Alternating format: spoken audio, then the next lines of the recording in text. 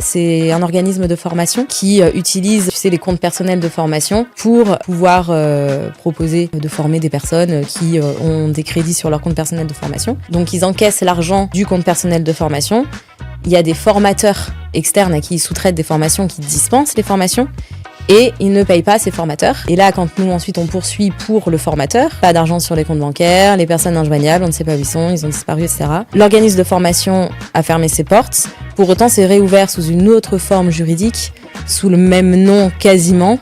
Pour autant, juridiquement, c'est plus la même structure et donc on ne peut pas agir contre cette nouvelle structure. Ça a l'air quand même d'être une escroquerie bien huilée pour ces entreprises qui captent des fonds publics pour la formation des salariés, qui embauchent des formateurs et qui n'honorent pas leurs factures. Si j'ai bien compris, c'est ça. Qui embauchent, les formateurs ne sont pas salariés de l'organisme, ils sont prestataires.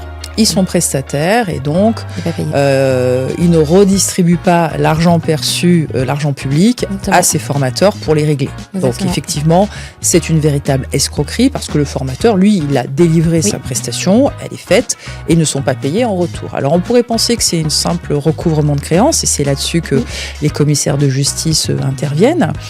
Et à ce titre, c'est intéressant d'avoir une décision de justice parce que ça permet d'avoir un titre exécutoire qui permet d'exécuter ensuite sa créance sur les comptes bancaires, enfin une exécution forcée, ce que tu connais classique par cœur. Bon. Sauf que dans le cas que tu me décris, en plus de cette escroquerie, avec un élément d'intentionnalité, c'est-à-dire de ne pas payer les gens à dessein, il y a une forme d'organisation volontaire d'insolvabilité.